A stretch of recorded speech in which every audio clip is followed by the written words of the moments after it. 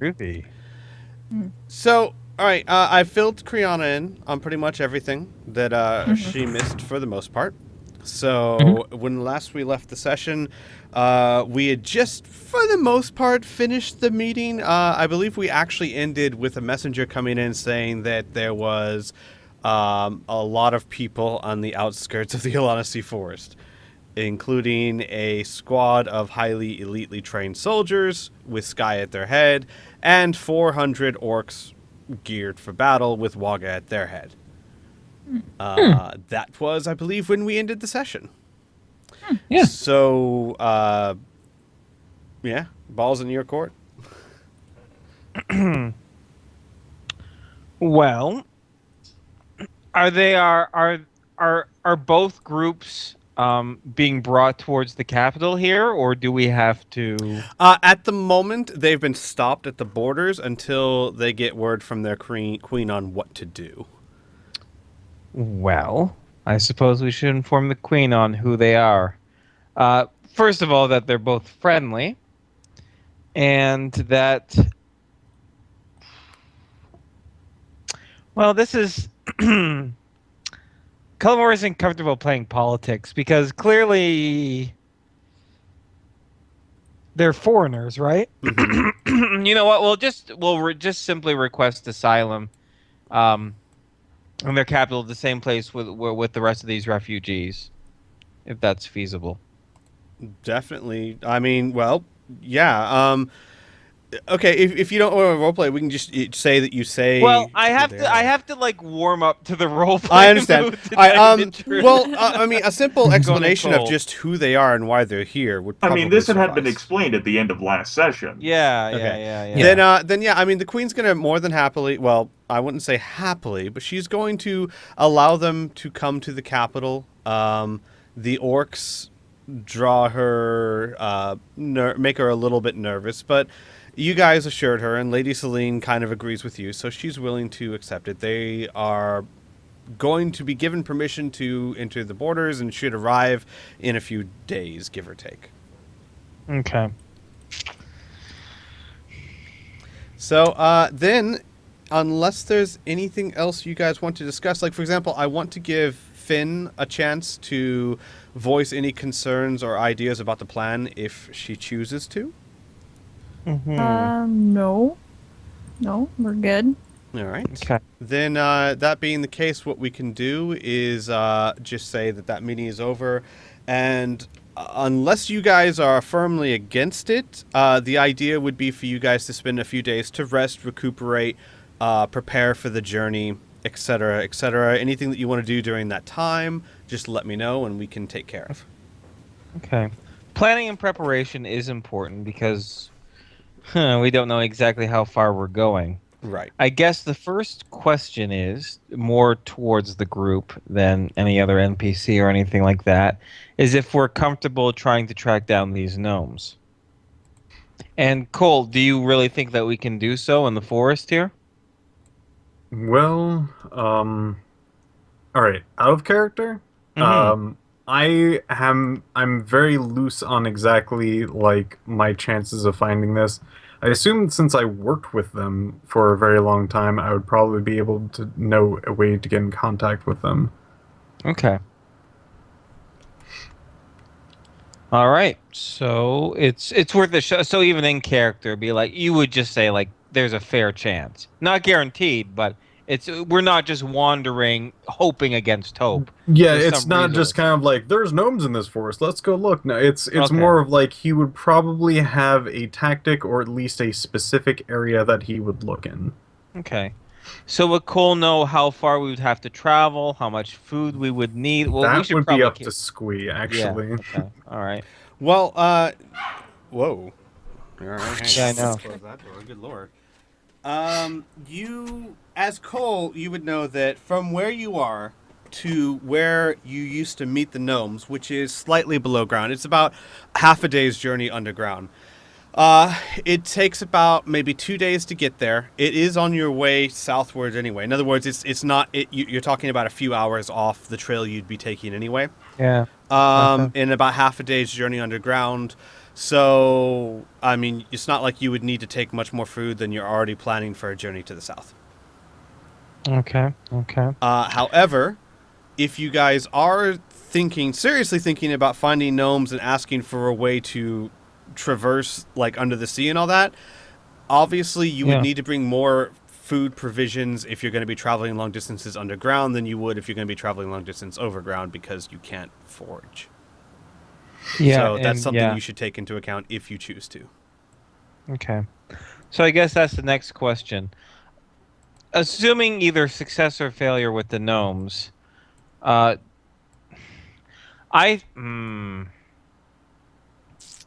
here's the question for you then, GM. Obviously, we can probably take pack animals, but how much can we carry with us, or how much can we take with us before getting significantly bogged down in travel?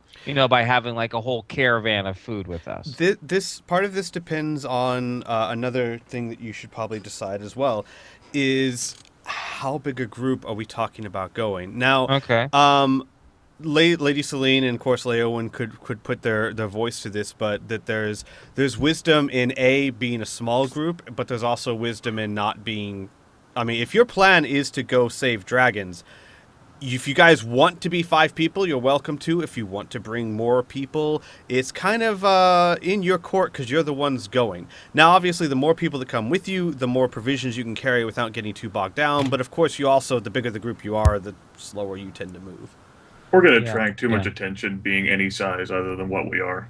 True, and if we want success with the gnomes, we're going to have to just find a solution. I've been divided on whether the gnomes would even be of value. That sounds like it's going to take too much time in comparison to other things. What can gnomes do versus the mighty demon invasion that's attacking Ardenfell?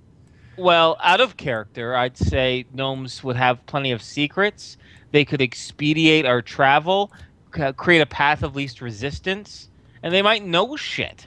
I think that's too much of a shot in the dark. It's too useless of the possible connection to make. They might have secrets that could possibly be of value. Actually, if they're completely worthless, they would just go extinct, right? They have to have some sort of I will say this. As much as I do not know that much about gnomes, I know this. They live in the Underdark. The most dangerous place, probably even more dangerous than the demons at this point. Yes, which means we would have to somehow persuade them to care about the land above them. They probably would notice that having 2 dangerous things above and below them would probably not be the best idea. It's requiring people to have like logic and reasoning capabilities, and a mob of people doesn't. Yeah, well, maybe we only have to convince the leadership. It's actually nomads. They're a bunch of traveling groups.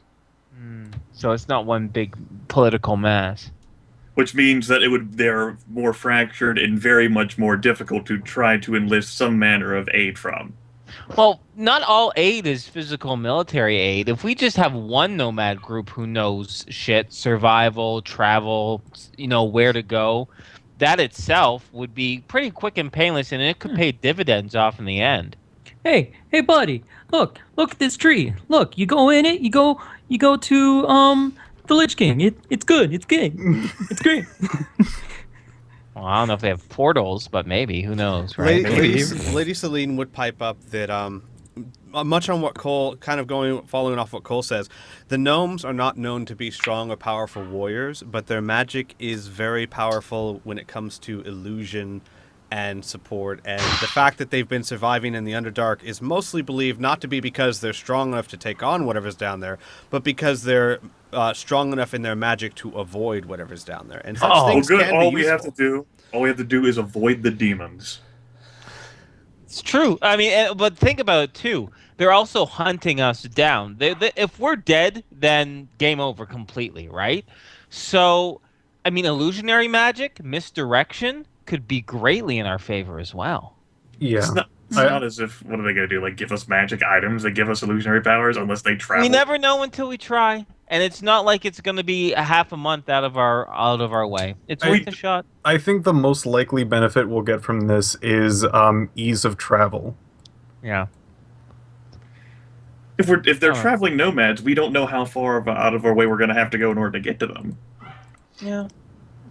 I thought there was like a bunch of little ones, not just like. Well, there is a to bunch. be more clear, what Cole is talking about is there is a place underground about half a mile down that he would go to summon or get into contact with gnomes, and there would always seem to be, it was like a little trading outpost that always used to seem to have someone or something there. So it's a waypoint. Yeah. Exactly. It's like a small trading post is what it is. It is a waypoint between the world of gnomes and elves. And how far away is it from where we are? It's about half a day's journey from where you would be traveling anyway. So it's about a half a day's side excursion, a full day to there and back excursion. Right. But are we all in agreement of just having us, our small group? Yes, that Oh, I yeah, can agree definitely. with. Yes, absolutely. Yeah, hands Cole would down. almost insist at that point because Yeah. he wouldn't want any more eyes on this. The only person who would pipe up in it at all about that would be Kip, who reaffirms his vow that he's going to be following Keen until Keen helps him. Well, considering you guys are going to the dragons anyway, I suppose you assume that would be the case. Yes. Yeah. But other than that, you guys, they pretty much, since you're the ones going, it is completely in your court. Okay. All right. Okay. So you have an idea on how long we're gonna have to wait before we hear something back from the gnomes? Whenever Cole gets in contact with them through I the waypoint? should have a pretty good idea about that. Yeah, Since I've okay. spent years. If it takes with too them. long, then we can just go. Cole, it never took more than a few hours for some gnome to show up, which is one of the things that you always felt was strange. All right. It was, and the thing is, you never even had to do anything. You just had to be there, and if there weren't already gnomes there, they would be there very quickly. All right. Alright. I guess it's not that far out of the way. Like, if we wanted to get in contact with the gnomes again, it would take much, much longer from where we are. Yeah. I mean, if it's only like a half mile down, Jarek doesn't have to leave his horse for that long. It's fine. We got priorities here, folks. Okay. So here's the next question then, is I guess as far as supplies, right? I think it's fair to assume that we can't assume that the gnomes have a secret place to this Dragon Isle, right? It'd be nice if they have it, but we have to assume that they don't, right? Yeah. So I say as far as supplies go, we just take enough assuming that we're going to get on a fucking boat. Not only that, Yeah. we're gonna have to take enough supplies until that takes us to Coalhaven, unless you want to try to get a Oh. boat in the southern areas of the Freelands. Which is, I don't think that's a good idea. You know, there might be plenty of boats available in Bury's Harbor, assuming that the entire harbor hadn't been burned to the ground. Maybe we could sequester a ship there while the demons are busy elsewhere, and sail to free in that way. It would prevent a lot of drama we might encounter in Coalhaven. Maybe if anyone knows how to sail a ship, otherwise we'd have some trouble. But otherwise, Would you like this in or out of character? Hold up a second. Hold up a second, real quick. Out of the 100 or so survivors, Whitebridge, do any of them know how to sail? it's not 100. It's like 200 plus. Yeah, it's 200 it's plus. 200. Yeah. Would anyone there know how to sail? Yes, I would say that on the open ocean, no, but down a river barge, yes, absolutely. You'd be able to find a few people. Which, in other words, they have experience sailing, and they may not have experience sailing the open seas, but they could be confident enough to be able to sail across the coast until you get close to the island. It's better than nothing. Yeah. I would be more comfortable going back to the Freelands and attempting to get a open ship through Bury than going to Coalhaven in a situation with which we have little information or how much attention our party might attract, unless we're willing to stay there for a while. If we're just passing through, that idealistic concept of passing through might not actually work. Okay. Lady Well, I like Celine would caution too that while that has wisdom, if you go through the Freelands, you are going to be traveling through enemy-held territory, including Bury, which we can only assume has been besieged. So there's truth in both ways. Coalhaven, at least as of right now, is not considered enemy territory, but the Freelands most certainly should be considered hostile. All right. Well, Cullimore is all for going the path of least resistance. But of course, what is that path? Demons or unknown? You know what I mean? Better to Like- fight the enemy you know than the enemy you don't know. That's true, but unless the enemy that you know is a giant fucking hornet's nest, you know what I mean? Like, we could be going to the heart We of bring activity. lots of insecticide. Yeah. Well, Azil defeated Joe. by Okay, raid. Okay. Idea. Maybe the gnomes don't have a way for us to go under the sea to Windfall Island, but maybe they have a way to get us quicker and more convenient transport, or at least, less observable, to the southern area of the Freelands. you know Yeah, what? Good that point. could How be a about we? thing. That's a good idea. Well, how about we put just a pin in exactly how we get from the coast to the Dragon Isle until we know what the gnomes can or are willing to do. Sure. Shit, if we can be like fucking invisible, like we could just slip right through Bergen, right? So. That's not to say we might not encounter other dangers on whatever gnome route that we Oh, of get course. directed I'm to. sure there'll be dangers. I am sure there'll be fucking dangers. God forbid we go through the Underdark without encountering anything, but it just still could end up being more safe. In that case, yeah, we could put that on hold of where to go for this vessel, I suppose, to save these dragons, which I would certainly hope are more inspiring than Kip, or otherwise I'd also ask whether they're even worth it. Oh boy. Fair enough. I would have said something, but I was like, no, that's a good point. Because Oh, yeah, if that's, all black dragons are like Kip, I'd have to question A, the demon's priorities, and B, Um, are you sure they've held out for Are we this long? fighting 'Cause, idiots? I don't. so we took care of the group size. We took care of how many supplies we want to take. We have a general idea. As far as planning goes, is there anything else that we should discuss? So, yes. But you go first, Cole. yes, our goal is gnomes first, then Right. from there try to find a path to the Dragon Isle. Yes. I Alright, guess. If there's anything have else that another other idea, people want to do, Yeah. All right. You will find after I'd say about 2 days or so, while you guys are getting prepared and planned and everything. First, Finn has a dinner with the Elf Queen. Got a date. Had a date, and it's up to Finn how she acts differently, if at all, afterwards. And then after about, like I said, about 2 days, you get from Lady Celine, who still spends more time sleeping than awake because she is still incredibly injured, despite her words to the contrary. You receive a very official written missive with a hint of magic aura on it, which names you and names all 5 of you by name as voices to Lady Celine, with the authority to act in her stead and make choices for her, and to be treated as if she were there herself. Okay. Let's not give this away to another NPC. Yeah. Actually, Yeah. that she explains that that's what the hint of magic is for. If anyone but the 5 of you hold this missive, it shows nothing. Okay. And she points out, if you're going to show it to someone, you might want to at least hold on to a part of it while they read it. I love it, like, hand it to King Eodrin. Yeah, exactly. She does Kill point them. out. She does point bring out the that ledger to me. This is the Iron Maiden. Excellent!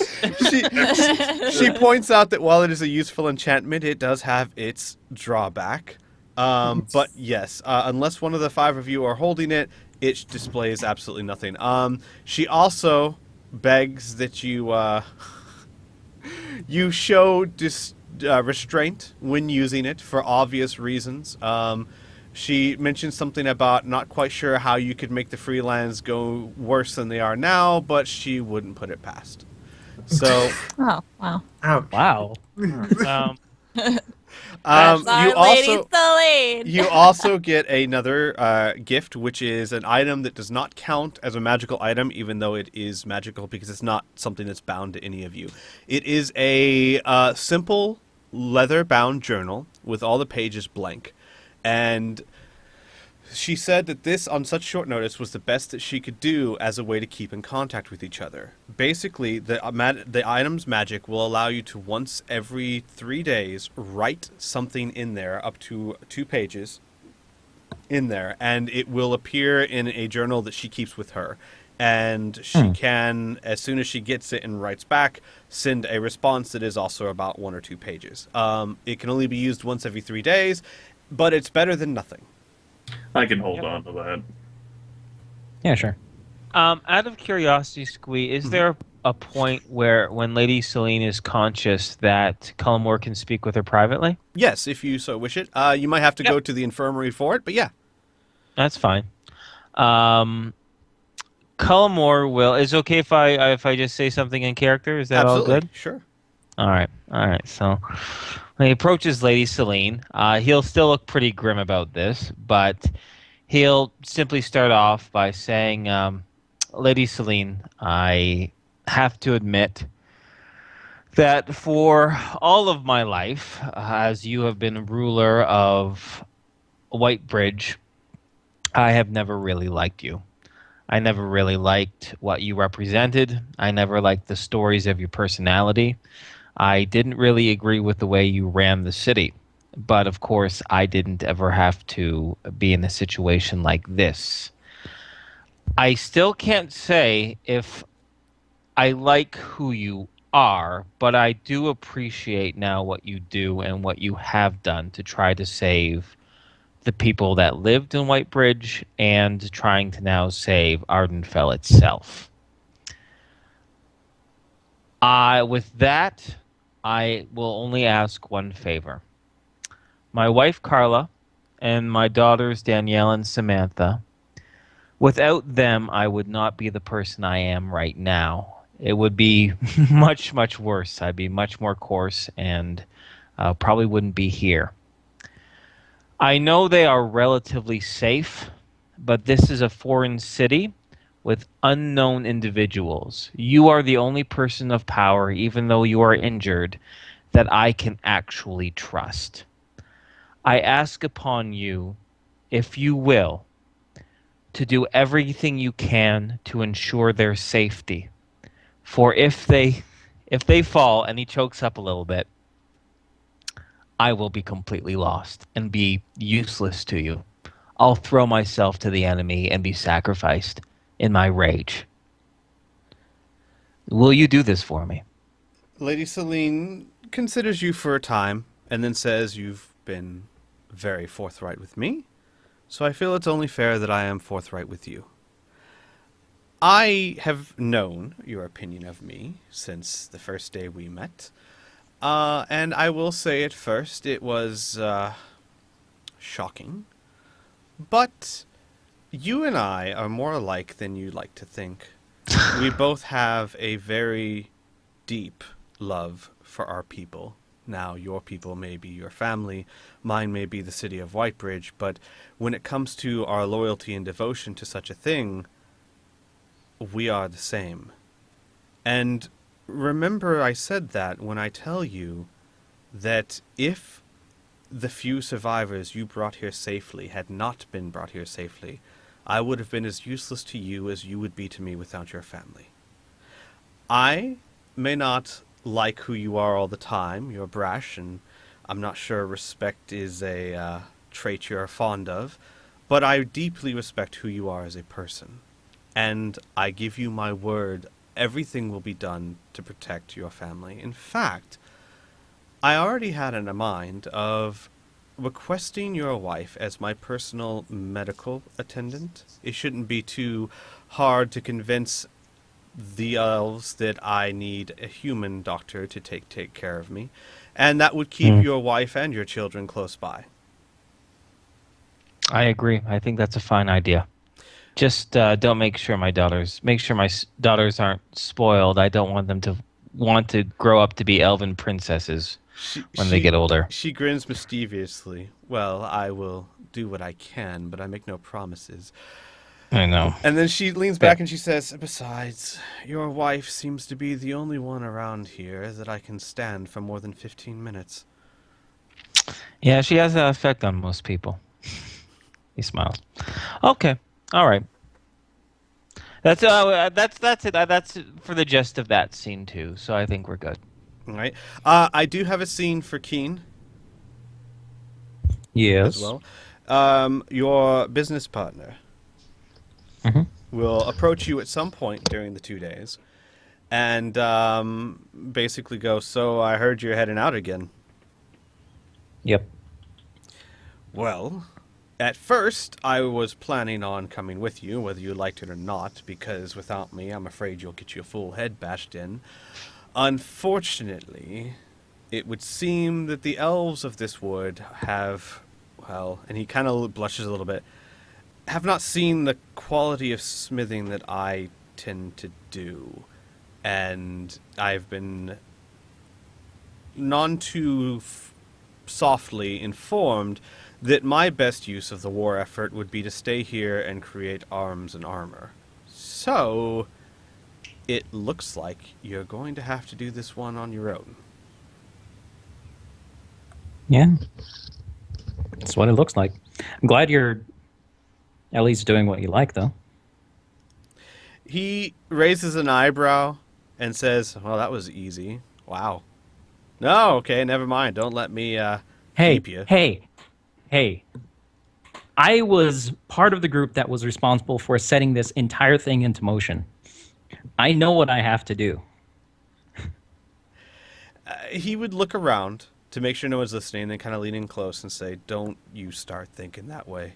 You had nothing to do with this. Now, just because you didn't start the fight doesn't mean you can't end it." And then he'll just give you a punch on the shoulder and start walking away. All right. There's some serious sexual tension between those two. I'm just I'm kidding. I'm sorry. Needed to lighten up the mood a bit. Thank you, Kriana. Thank You're you. welcome. Squee. Mm-hmm. I would like to purchase a potion of acid resistance adventure for 100 gold pieces. Is that possible here? It is possible. You can find pretty much anything for purchase in the capital of the Wood Elves. Okay, then I will do so. That might be a good idea. Indeed. I have one more scene that I have in mind, but I'd like to see if anyone else has anything else they want to do before we set out. I just want to make a note. Mm-hmm. Obviously, he will inform Carla everything. While they rest and prepare, he'll be spending as much time as he can with his kids and his wife. I won't role play anything. I think I've already established the type of relationship they have and how much they love each other. So we'll just leave that in the ether of it just being very sweet and passionate and kind and bittersweet. And he promises he'll return with dragons to his daughters. And that'll be it. All right. I would also like to mention that as you guys are getting prepared, earlier than expected, both Waga and his Orcan horde of 400 soldiers are allowed into the city, making no small fuss as the Wood Elves are all but start running over themselves trying to get away from this orc menace. But quickly things die down as people are reassured that they're here to actually defend the city as opposed to sack it. And Waga displays no small amount of diplomacy as he introduces himself as Wogaha Ironhide, son of the chieftain of the great tribe of Wogaha. And that these are 400 of their fiercest warriors, and they pledge allegiance for their time stay here to the queen to be used as the queen wishes. Stating that you, the champions, have done him a great favor, and he's here to repay it. As simple as that. Also, Sky and what is remaining of the 100 soldiers, who now number 52, they lost about half their people defending maintaining the zombie menace, which, to their great pride, actually managed to contain the zombie horde despite their low numbers and their really staggering casualties. But they have arrived. They are a little battered and bruised, but very prideful. And you notice seem to actually be following the orders of Sky, who is carrying herself much taller and more self-assured than she was back when you knew her back in Whitebridge. But of course, they are all of them are going to be staying here in the capital to defend under the idea that if the demons were to strike somewhere next, it would most likely be the Ilanasi Forest. So that's that. Anyone else have anything else they want to do? Yes. Mentioned in the last session, my character would most likely try to get some time, probably not all day or whatever, unless pulled to do so, would be to talk about strategy and whatnot to the whoever is in charge of battles and whatnot. Basically teach them like solid guerrilla tactics. You mean like the elves? Yes. They would, I guess you would go up to the captain of the guard and offer, and he would politely tell you that while he knows that you are a great champion, he's been soldiering his whole life, and he can assure you that the wood elves are ready for anything that comes. I mean, I assume you were talking, about the elven army. And you could try the same thing to Waga. That'd be a fun conversation.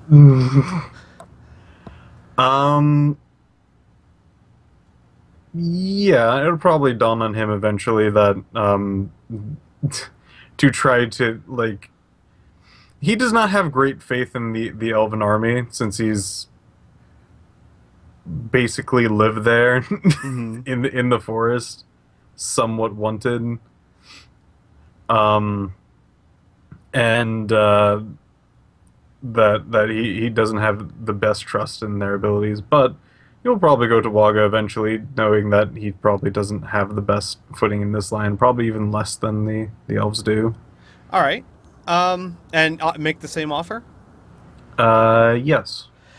Waga would laugh heartily and put an arm around your shoulder and say, "Brother, we're orcs. We're not guerrilla fighters. But if you do have some spare time, perhaps you could instruct my soldiers on, well, fighting in a forest. This is new to most of us. We live on the prairie." All right. And I think the only thing that he would ask for, other than their attention, would be a map and something to a large piece of something to write on and a utensil to just kind of like sort of map out and sort of just like these are these areas, and then also talk about like just kind of like scribble down almost like football type things. Yeah. Yeah, they'd provide it for you, and you can spend a good however long, half a day or a day, instructing them. I will go as long as they want to actually listen. I don't think I would really you find that they are amazingly attentive. They are not the most polite, and they are not exactly the quietest, but you find to your surprise that they are very quick to grasp concepts and eager to learn. And would probably say learning about these things are important, but feeling it is leagues upon what this would actually give you an experience. I think they would respond well to that. That someone would mention something about orcs don't learn, they feel anyway. So, like, we don't learn, we do. All right. And I would say, ask the elves to allow you to use a portion of the woods to train. And Waga would scratch his chin and say that sounds like a good idea, and that he'll look into it. all right. And then before you leave, he will come up to you again and say, the night before you guys head out, he has something special planned and would like you and Finn to attend. I would be okay with this. I'm And assuming that's it. Finn would be there. And then he would just slap you on the back and go back to his troops. Okay. Anyone else? Fine, you stupid orcs. Have your stupid party. See if I care. I'm gonna have just sex with my whole Party. life. Fuck you. Such a nerd. I have one more Sex is for short nerds. one more short scene, and we don't have to roleplay this. We can just kind of go through it real quick. At some point during the time, Sky would come up to Pearson. Oh God. Okay. It's not going to be as bad as you're thinking. No, it's no. It's not that bad. It's just he's so conflicted. I know. I feel sorry for him. Okay. All right. Sky would come up to Pearson, and you notice that she's been keeping her distance, not just from you, but especially your whole family. Uh-huh. And she will come up to you, and she says, probably the day before you head out, and she will, ask and make sure you're headed out tomorrow, and I've heard that you're leaving. Mm-hmm. She would make a bit of small talk, saying that, believe it or not, the guard that she led back here, they had quite a few struggles to get to the Alonsi Forest and have started looking to her as a replacement for the captain who they lost to fighting the zombies, and have even started calling themselves the Winged Angels, she says a bit blushingly. But she eventually gets to the point, and she says, very straightforward, my memories are still a jumble, and I'm still working through them. And while I have a grasp on who I used to be, part of me still is that little girl that you found. And in 2,000 years, your family was the first to offer me any sort of acceptance, a place to belong. And I want you to understand how much that means to me. And I also want you to understand that I get where you're coming from. And out of respect for you, and great cost to myself, I will stay away from your family while you're gone. I only ask that once all this is over, you give me a chance to earn your trust again. When all this is over, and your actions have remained pure, and it is very clear that you didn't act of your own volition, then when this is all over and we are victorious, I will personally welcome you back to our table. But until then, chances can't be made. I don't know if Seller's completely dead. His neck snapped pretty clearly, but I don't know of all these demons and magics and other worlds and gods, and I am very slow to trust once betrayed, willingly or not. But once this is all over, yes, you won't have to try to earn my trust again from scratch. I'll know that the worst is behind us. When you say that, her face gets stern, and her eyes get determined, but you can see that they're wet. And she nods, and she says, we've got a war to win, and that's pretty much the end of the conversation. We sure do. Okay. And that's it. Unless anyone else has anything else, you can start your journey. Oh, no, we can't. I'm sorry. We have a party. Yeah, I thought you had the party. But anyone else before the party? Anything else anyone else has to do? Fucking bitch better not thank me for me giving her the power to speak. I'd kill her. There's a reason why she's staying away from you. That's right. You're lucky I haven't set this cloak on fire. Oh man! See, if you think Cullimore's bad, I know. No. That is something to be acknowledged. That she's not even approaching Jared. Everyone is rightfully afraid. Good. That's what Jared wants to cultivate. Terror. So that he can get his way. He's so friendly. How can anyone be afraid of Jarek? What? Is anything weird? I will say this though, because I just thought of it. Because this is actually something I considered, because Sky likes Jarek, but I could not justify her approaching him when he has such a demeanor, because he might just kill her. I will say this, Jarek, at some point, you in one of your packs of belongings, you're going to find a note from Sky, which is just a very heartfelt apology, and that's all it is. Just a simple "I'm sorry." And be Jarek careful. will, look at the note and be like, Oh, so that's what you say whenever you sweep me off my feet. You know, I'm not used to flying. It's just like he's talking to himself while looking at the note. What the fuck? And he's thinking back to the time where Sky sprouted wings and flew, and he held on to his feet kicking in the air before he fell off on the roof. Did Jarek just make a pun to himself? He did. Derek is highly intelligent, yes. So speaking to the note. Intelligent people don't use puns. They speak in rhymes, silly.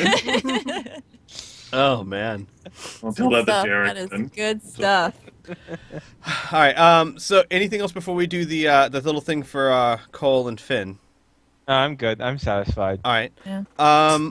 I would say before you go to that party, Finn, you will have one last audience with the Queen, where basically you guys will just hang out and do girl talk, and she will hug you tightly and say, "Be careful." I love your nails. I know. Beautiful. She is very different around you than she is around everyone else. Mm-hmm. So Okay. it should be known. Then that night, the night before you guys leave, do you go with Cole? Yeah, sure. Why not? Right. So you guys go to what has been deemed the Orc Quarter of the palace, or the city, at the base of the mountain, where they have built a large bonfire, and they're singing and drinking and making merry. And when you get there, Waga comes over and says, "Our guest of honor," and slaps you guys on the back. And for the next several hours, you guys are invited to eat and drink with them and just talk about all sorts of things. And for a few hours, you're not even sure why you're there, other than just to have a good time. Woohoo! I'll take it. And then He will definitely eat and be merry. And then eventually, after a few hours, everyone starts to get kind of quiet, and Waga goes up before you, Cole, and says, "We've heard a lot of tales the past few days about the orc of the Alanacy Forest, and what an orc indeed it would take to lead these elves on a merry little chase. However, no orc should be without a tribe, and you have been like a brother to me. So I am bringing you here tonight to offer you to become part of our tribe, if you wish it. You can be Cole of Clan Waga." And Cole will get a big grin. He's like, I already got one, and just kind of like arm straddle. I can't even remember names anymore. So terrible at life. Waga or Finn? Finn. Finn. It's all the funny juice they gave you, big guy. Waga shakes his head. Finn would He give- says, "I think you misunderstand. Finn is your brother, as you are mine. The offer extends to Finn as well." Holy And then shit! he Finn kind of would like look at kneels down. Cole. He kind of kneels down to look Finn in the eye and says, "If you wish it, you would be the first elf to be of Clan Waga." Oh shit! I don't know, Cole. What do you think of all of this? Cole kind of shrugs. He really doesn't even know what a clan really is. Finn doesn't either. Sure, why the hell not? As if it brings us closer, then yes. Then with that, Waga will let out a triumphant roar and slap you guys in the back again, and all of his soldiers will cheer, and you guys make merry for a few more hours, and everyone welcomes you into the Clan Waga. And they start calling you Cole of Clan Waga and Finn of Clan Waga. Woo! All right. Pretty sweet. I have a clan. Yay. Ohana. Ohana means family. Family. All right, and then that's it. And then the next morning, you guys start gearing up to head out. As you Okay. guys head out, you are Got a killer hangover. you are welcomed at the gate by many of the population of the town, the orcs. Pearson, of course, your family's there. The elf Yep. queen is there. Celine, who wishes she could be there, just is not well enough to make that kind of journey. But everyone else is there to see you off. And the queen, of course, gives a flowery speech about you being the champions of freedom and protecting the peoples of Whitebridge and the Wood Elves, and how she pledges her support in any way she can, and the pompous stuff like that. And then with that, the gates are opened, and with a great cheer, you guys, the 5 of you and Kip, just leave under the gate. Well, but maybe soon, maybe just after her speech, but before us officially leaving, Culmore's gonna hug his kids, kiss his wife passionately, and then he's good to go. Gotta leave her with a little something. Gotta leave her with a little something. And you're the one who's puking in the private eye him with me. Oh, because you're singing "Take My Breath Away." I'm not singing it. You're You're the one who's to it. acting it out, you fucking thespian.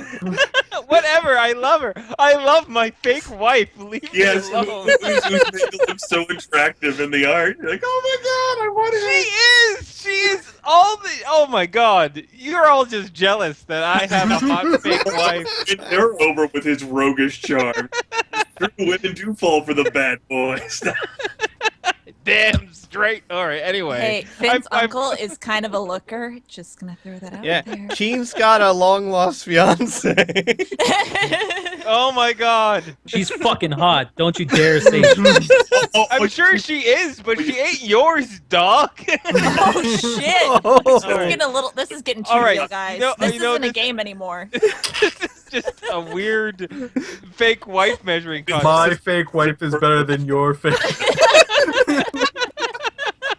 Anyway, I think we've derailed the epic Okay. leaving of the city enough. That wasn't happening. Like now Ron come out as we leave Rivendell and like fucking orchestral music plays in the background.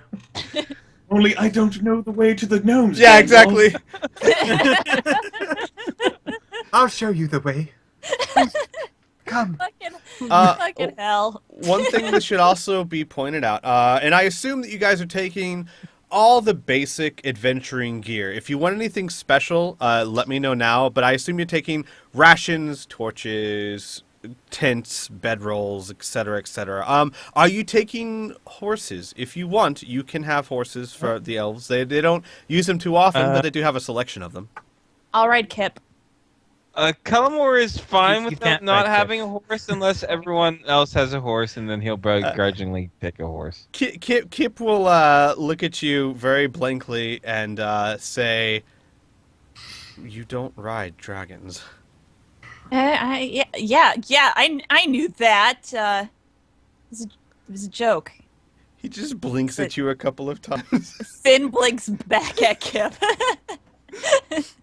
Cole is going to ride the treetops. Okay. Oh, Finn will try and do that. Try and keep up with Cole there. I would like a horse. All right. You can have a horse.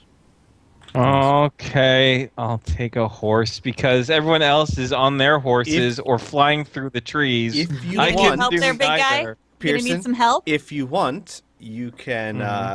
They can find a large pony for you. No. Pearson Cullimore, if he rides anything, he rides a fucking horse. He's not riding it's gotta large be one of those ponies with the tongue sticking out and like super fat. Wait. No. Let- That loser pony. Let me get this straight.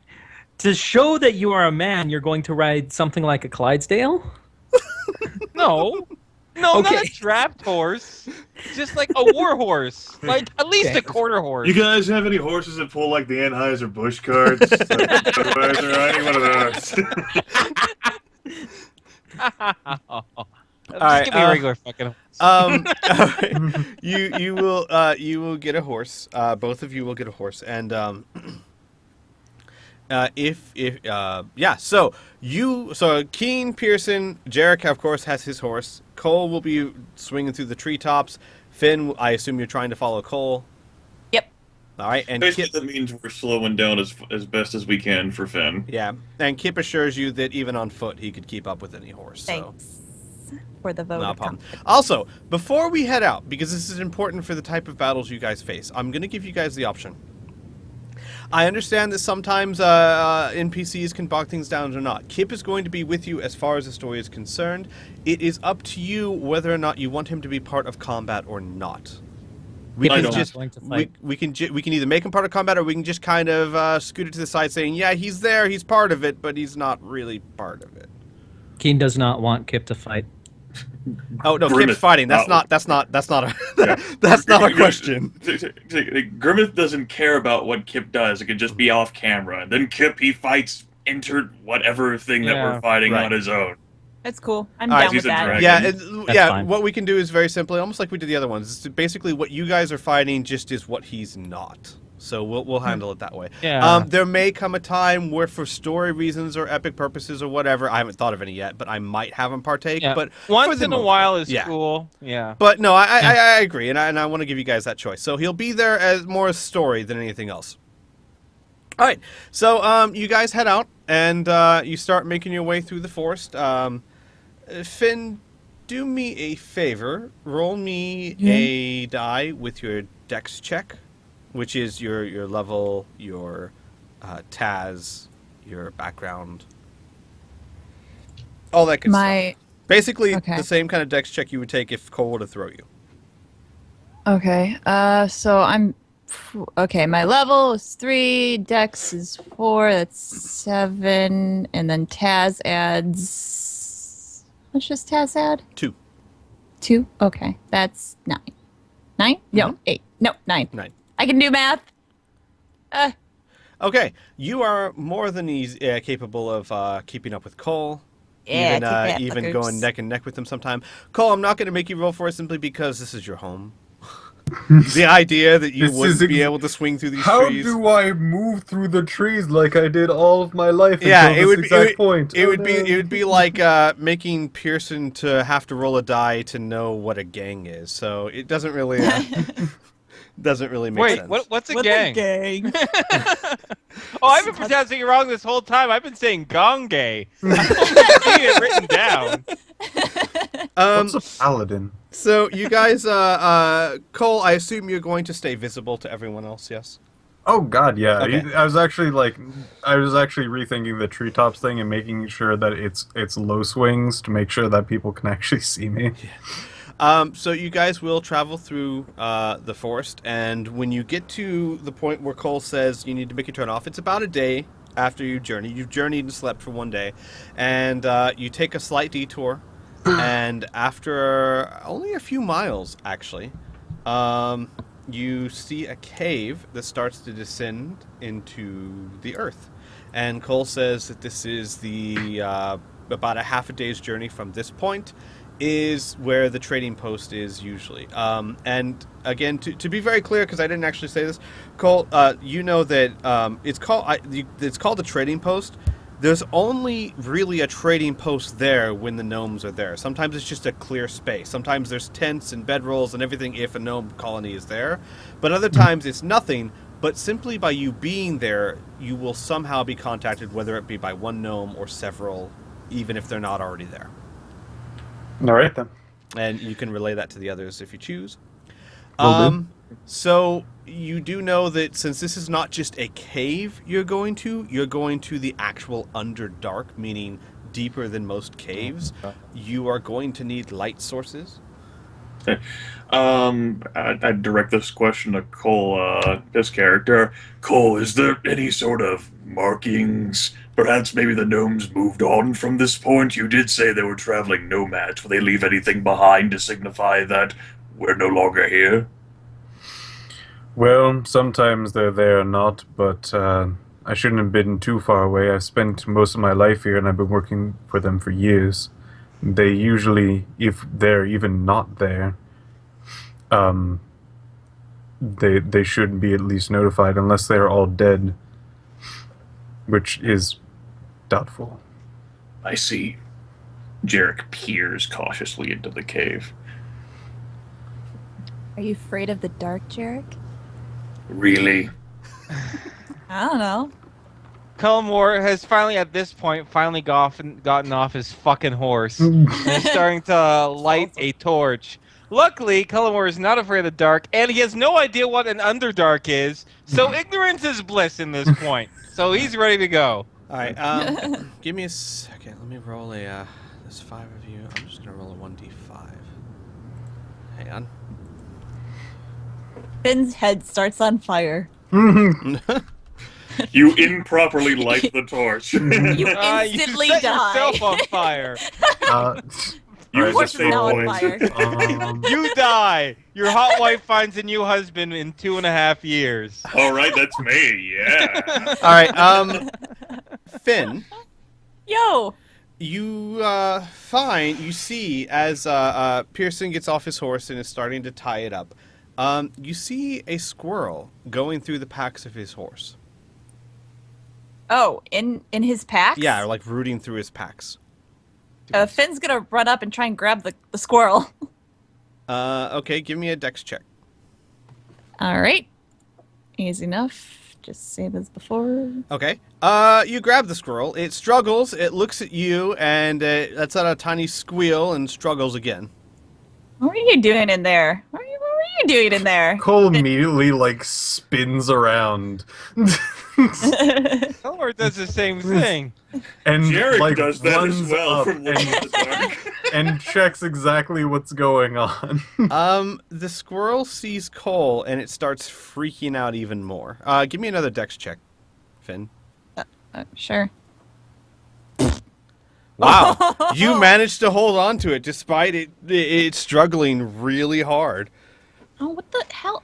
What are you doing? What are you freaking out for? Cullimore's gonna say, Let go of it now. Finn instantly lets go of it. It hits the ground. It runs away a little bit. It stands up. It looks back directly at Cole, and then runs off into the forest. What was that about? I- What happened? I don't get the big deal. We have plenty of food. We don't need to catch squirrels to eat them. No. Are you for real? Okay. No, it was going through your stuff. I just What? grabbed it. Oh Yeah. shit! Cullimore's gonna go through his stuff and see if anything was taken. No, just some of your food was didn't nibbled on. notice? Oh no, I was lighting my torch. Oh. I guess I'm more observant. Yeah, you're more something.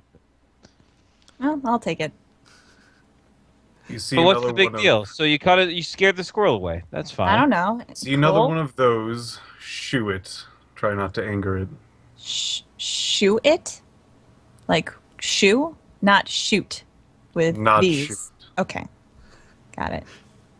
I don't see what the big deal is. He just like turns like, don't kill one, and then he will start going down the cave. And we'll Come look on. at Pearson and shrug. And Pearson will like lean over and ask, "I didn't know he loved squirrels so much." He typically doesn't. But okay. Jarek Okay. will tether Heinrich with a long rope. Jarek will be like, "No, look, we have 50 days of horse food here for you, just in case. We've always had it. I've made to replace it.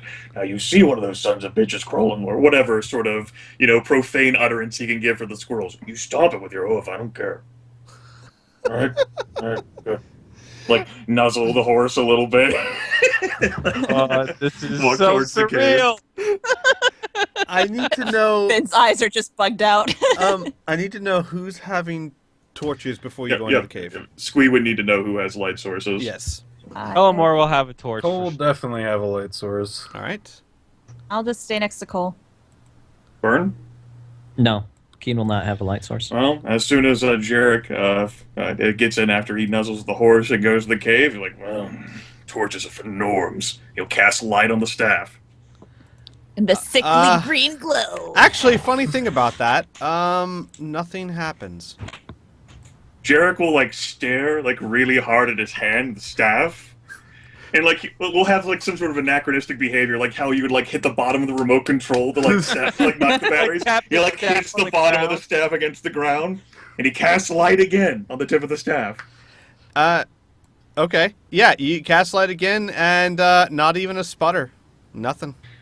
Jarek will immediately begin to wheel his eyes around suspiciously, attempting to use his, I don't know, magical background to see whether, is there any sort of, gnome, all people who enter this grove are not allowed to use magic. Sure. Give me an intelligence check with your magical background. 1d20 plus I want 5 you to roll a plus 5 1. plus 3. All right. You don't sense or think of anything that would impede it. You don't sense any magic around. You can't think of any reason why it shouldn't work. It's just not working. Are there any stories of the underdark having magic dampening properties or something? No, in fact, you're quite sure that if the Underdark did have magic dampening properties, the gnomes probably would have died a long time ago. So, no, not that you're aware of. Pearson's going to hand a lit torch as sarcastically as he can to Jarek. Excuse me. Well, it looks like you need a hand. Here's a norm light. It actually, works. You may You know how to keep use this. one of those? All right, very well. Don't say I didn't try to help you, Jarek. All right. By the way, I should also make clear anyone whose hit points are less than full, try to. We're not on a map where you can do that. Well, if we get to a map where we can do that, you will have to make sure your characters are up to max. There's a full rest. Yes. Why? Full rest. We won't face danger in the Underdark, silly I DM. don't think so. I think we'll We'll be be fine. okay, guys. I think we're fine. Cole's gonna have a stern face. One of the most effective slingers of magic can't cast his spell. We'll be fine.